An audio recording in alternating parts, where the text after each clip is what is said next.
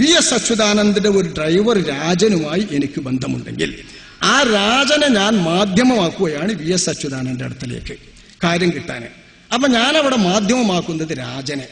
രാജൻ എന്റെ വസീലയാണ്, മാധ്യമമാണ്. അയാളെ തവസ്സുലാക്കിയിട്ട് ഞാൻ മുഖ്യമന്ത്രിയെ സമീപിക്കുമ്പോൾ ഞാൻ മുഖ്യമന്ത്രിയോട് ചെന്നിട്ട് പറയാം, ഞാൻ രാജന്റെ അയൽവക്കക്കാരനാണ്, അതുകൊണ്ട് എന്റെ ഈ ആവശ്യമൊന്ന്. ഇത് രാജനെ വസീലയാക്കലാണ്. ഇതിനും പറയും ഇസ്തിശ്ഫാഉൻ ബി രാജൻ, രാജനെ കൊണ്ട് ശഫാഅത്ത് നേടി. മനസ്സിലായോ? ഇസ്തിശ്ഫാഉൻ ബി രാജൻ എന്ന് പറയാം. ചിലപ്പോൾ ഞാൻ രാജന്റെ വീട്ടിൽ ചെന്നിട്ട് അതിന്റെ മുമ്പ് പറയും, എടോ ഞാനും നീയും ഒപ്പം പഠിച്ചതല്ലേ, ഒപ്പം വളർന്നതല്ലേ, നിനക്കെന്നെ ഓർമ്മല്ലേ, ഞാനിപ്പോ ഒരു വലിയ ആപത്ത് പെട്ടിരിക്കുകയാണ്. ആ ആപത്തുനിന്ന് രക്ഷപ്പെടണമെങ്കിൽ VS ഒന്ന് ഒപ്പിട്ട് തരണം, അതിനിപ്പോ നിന്നെ കൊണ്ട് കഴിയും, നീ എന്റെ കാര്യം ശരിയാക്കി തരണം രാജൻ, പ്ലീസ് നീ എന്റെ കാര്യം ശരിയാക്കി തരണം രാജൻ എന്ന് വസീലയായ രാജനോട് ഞാൻ ആവശ്യപ്പെട്ടാൽ അതും രാജനോട് ഒപ്പിടാൻ ആവശ്യപ്പെടില്ല. കാര്യം ചെയ്തു തരേണ്ട VSന്റെ മുമ്പിൽ ശഫാഅത്ത് ചെയ്യാൻ വേണ്ടിയിട്ട് കാര്യം രാജനോട് ആവശ്യപ്പെടുകയാണ്. പക്ഷെ രാജനോട് ശഫാഅത്ത് ചെയ്യാനല്ല ആവശ്യപ്പെടുന്നത്, പ്ലീസ് നീ ശരിയാക്കി തരണം രാജൻ എന്നാ പറയാം. മനസ്സിലായോ? അപ്പൊ അതിന്റെ അർത്ഥം മുഖ്യമന്ത്രി ശരിയാക്കാൻ വേണ്ടിയിട്ടുള്ള നിന്റെ പരിശ്രമം പരമാവധി നീ ചെയ്യണം എന്നാണ്. ഈ അർത്ഥത്തിൽ നമ്മൾ ഔലിയാക്കളോട് പറയാറുണ്ട്, ബഹുമാനപ്പെട്ട ഔലിയ, ഇവിടെ കിടക്കുന്ന മഹാനെ, ബദരീങ്ങളെ, ഞങ്ങൾ വിഷമത്തിലാണ്, ഞങ്ങൾ ബുദ്ധിമുട്ടിലാണ്, ഞങ്ങൾ പ്രയാസത്തിലാണ്, നിങ്ങൾ ഞങ്ങളെ കാക്കണം എന്ന് പറഞ്ഞാൽ അതിന്റെ അർത്ഥം ഞങ്ങളെ കാക്കാൻ നിങ്ങൾക്ക് എന്ത് ചെയ്യാൻ പറ്റും അതൊക്കെ ചെയ്യണം എന്നാ. ഇതിന്റെ പേരാണ് ഇസ്തിശ്ഫാ. ഇത് ബഹുമാനപ്പെട്ട പണ്ഡിതന്മാർ വിവരിച്ചിട്ടുണ്ട്. ആ ഇസ്തിശ്ഫായിൽ പെട്ടതാണ് വല്ല നീലത്തിന്നും എന്നെ വിളിപ്പോർക്ക് ഞാൻ കാവലെന്നോവർ എന്ന് പറഞ്ഞാൽ മുഹിയുദ്ദീൻ ശൈഖ് തങ്ങൾ എന്നെ വിളിച്ചാൽ ഞാൻ നോക്കാന്ന് പറഞ്ഞാൽ അള്ളാഹുവിങ്കിൽ നിന്ന് ആ കാര്യം നിങ്ങൾക്ക് നേടിത്തരാൻ വേണ്ട എന്തും ഞാൻ ചെയ്യാം, അവിടെ ഞാൻ ശുപാർശ ചെയ്യാം എന്ന ഓഫറാണ്. ഈ ഓഫർ വെച്ച് നമ്മൾ ശൈഖിനെ വിളിച്ചാൽ ആ ശുപാർശ കിട്ടാൻ വേണ്ടിയുള്ള പരിശ്രമം ഇസ്തിശ്ഫാ എന്ന് അതിന് പറയാം.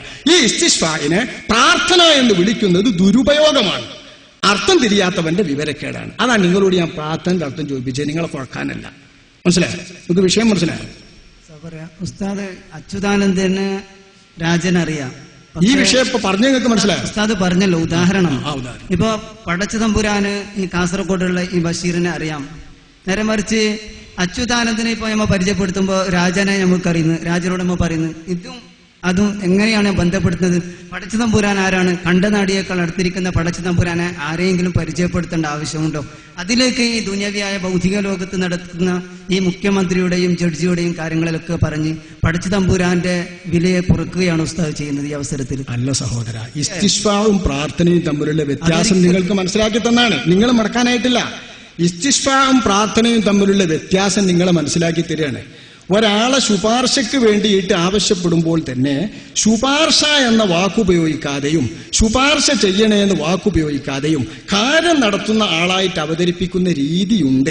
അതിനാണ് ഞാൻ ഉദാഹരണം പറഞ്ഞത്. ആളോനൊരു നരിയാന്ന് പറയുമ്പോത്തിന് ഓനങ്ങൾ നരിയാക്കാൻ തന്നെ ചാടുക സഹോദര, അതൊക്കെ അലങ്കാരമല്ലേ?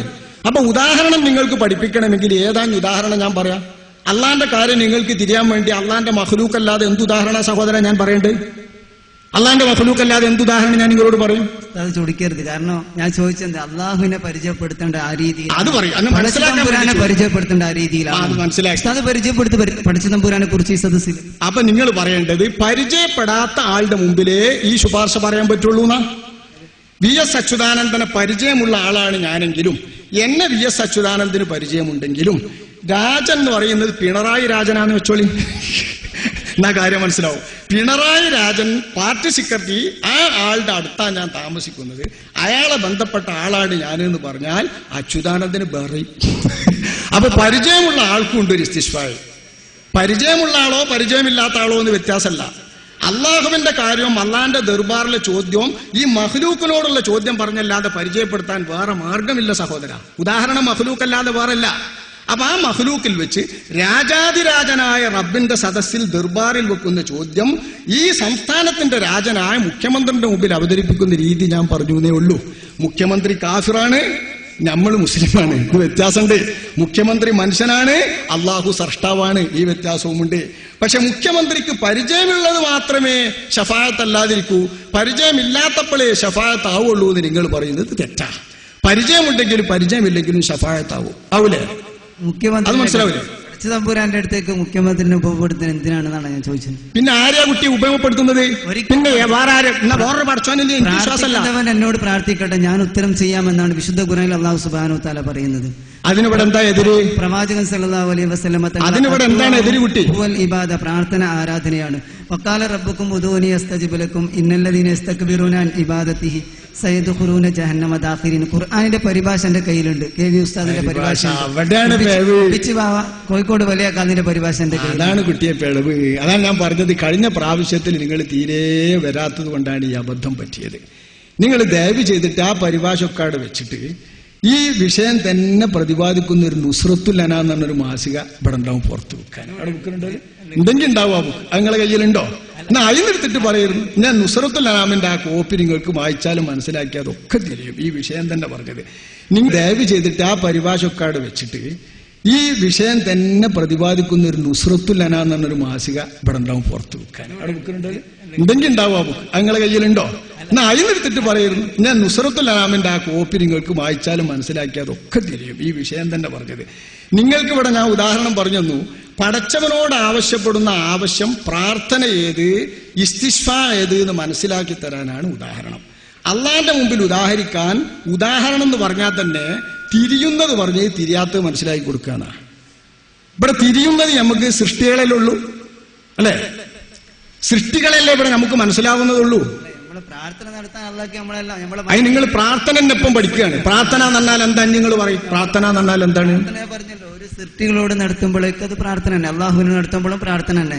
അത് സൃഷ്ടികളോട് നടത്തിയാൽ അത് തൗഹീദിന് വിരുദ്ധമായി. അള്ളാഹുവിനോട് നടത്തുമ്പോൾ അത് തൗഹീദായി. എന്താണ്? അതാണ് വിദ്യുത്തം. അത് നിങ്ങൾ എവിടുന്ന് പഠിപ്പിക്കുന്ന? അതിനെന്താ തെളിവ്? അള്ളാഹിനോട് നടത്തുമ്പോൾ പ്രാർത്ഥന ഇബാദത്തായി, അത് തൗഹീദായി. സൃഷ്ടികളോട് പ്രാർത്ഥന നടത്തിയ ശിർക്കായി എന്നാണ് ഇതിന്റെ തെളിവെന്ന് പറഞ്ഞാൽ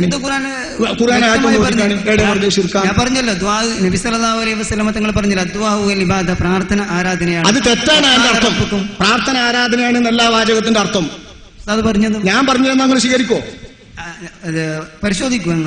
എങ്ങനെ നിങ്ങൾ പരിശോധിക്കുക? ആരെയാ പിന്നെ മാനദണ്ഡം? സത്യത്തിന്റെ പണ്ഡിതന്മാരെ ഉദ്ധരണികൾ എന്താണ്? പണ്ഡിതന്മാർ അദ്വാഉ വൽ ഇബാദ എന്ന ഹദീസിനെ വിശദീകരിച്ച് എങ്ങനെയാണ് എന്ന് ഞങ്ങൾ പരിശോധിക്കുന്നു.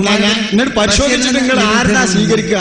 വിശുദ്ധ ഖുർആന്റെ ആയത്താണ് പ്രവാചകൻ സല്ലല്ലാഹു അലൈഹി വസല്ലം തങ്ങൾ ഓതിയത്. ഇവിടെ വഖാല റബ്ബുക്കും ഉദൂനി അസ്തജിബ് ലക്കും. അതിന്റെ അർത്ഥം നിങ്ങളോട് പറഞ്ഞിരിക്കുന്നതും മറ്റുള്ളവരോട് പ്രാർത്ഥിച്ചാൽ ശിർക്കുന്നാണോ? അല്ലല്ല, നിങ്ങളെ രക്ഷിതാവ് നിങ്ങളോട് പറഞ്ഞിരിക്കുന്നു, വഖാല റബ്ബുക്കും ഉദൂനി അസ്തജിബ് ലക്കും, പ്രാർത്ഥിക്കുന്നവൻ എന്നോട് പ്രാർത്ഥിക്കട്ടെ, അസ്തജിബ് ലക്കും, ഞാൻ ഉത്തരം ചെയ്യാം. അങ്ങനെ പറഞ്ഞുകൊണ്ട് മുഹ്യിദ്ദീൻ ഷെയ്ഖ് പറയുന്നു, എന്നെ വിളിക്ക്, ഞാൻ ഉത്തരം ചെയ്യാന്ന് മുഹ്യിദ്ദീൻ ഷെയ്ഖും പറയുന്നു എന്ന് ഞാനും പറഞ്ഞു. എന്നാൽ അത് തമ്മിൽ എങ്ങനെയാ കൂട്ടിച്ചേർക്കാൻ? നിങ്ങൾ പറയും. കൂട്ടിച്ചേർക്കാൻ പറ്റില്ല. അതന്നെ പറഞ്ഞു. എന്തുകൊണ്ട്? അംഗീകരിക്കാൻ പറ്റൂല. അതാണ് തൗഹീദ് എന്ന് അല്ലാഹ് പറഞ്ഞിട്ടില്ലല്ലോ. എന്നോട് പ്രാർത്ഥിക്കുന്നതാണ് തൗഹീദ് എന്ന് അല്ലാഹ് പറഞ്ഞോ? അല്ലാഹ് പറഞ്ഞില്ല, എന്നെ പ്രാർത്ഥിക്കുന്നവൻ എന്നോട് പ്രാർത്ഥിക്കട്ടെ, ഞാൻ ഉത്തരം ചെയ്യാന്ന്. അത്ര സ്പഷ്ടമായി. നിങ്ങൾക്ക് എന്താണ് ഖുർആൻ അറിയാം? ഏതാണ് ആ ആയത്ത് എന്ന് അറിയോ? ആ ആയത്തിന്റെ പരിഭാഷ പറഞ്ഞാൽ നിങ്ങൾക്ക് മനസ്സിലാവുമോ? പരിഭാഷ വായിച്ചില്ല. പരിഭാഷ വായിച്ചാൽ എന്തേ ഇപ്പൊ കിട്ടിയത്? അത് വായിക്കണ്ട, നിങ്ങൾ തന്നെ പറഞ്ഞാൽ മതി. നിങ്ങൾ എന്റെ റബ്ബ് പറഞ്ഞു ഉദൂനി അസ്തജിബ് ലക്കും, എന്നോട് നിങ്ങൾ പ്രാർത്ഥിക്കൂ, ഞാൻ ഉത്തരം നൽകാം എന്ന് പറഞ്ഞാല് പ്രാർത്ഥിക്കൽ തൗഹീദാവുന്നു എന്നും എന്നോടല്ലാത്തവരോട് പ്രാർത്ഥിച്ചാൽ ശിർക്കാവുന്നു എന്നും അതിന്റെ അർത്ഥാണോ? ആ വാക്കിന്റെ അർത്ഥാണോ? ഇൻതദൂഹും ലാ യസ്മഉ ദുആക്കും വലൗ സമിഉ മസ്തജാബു ലക്കും വയൗമൽ ഖിയാമത്തി യക്ഫുറൂന ബിശിർകിക്കും വലാ യുനബ്ബിക മിസ്ലു ഖബീർ. ഇയാളെന്താണ് വേണ്ടത്? എന്താണ് നമ്മൾ അയാളെ വേണ്ടത്? സഹോദരനെ, നിങ്ങളായിട്ട് സംസാരിക്കാൻ കഴിയില്ല.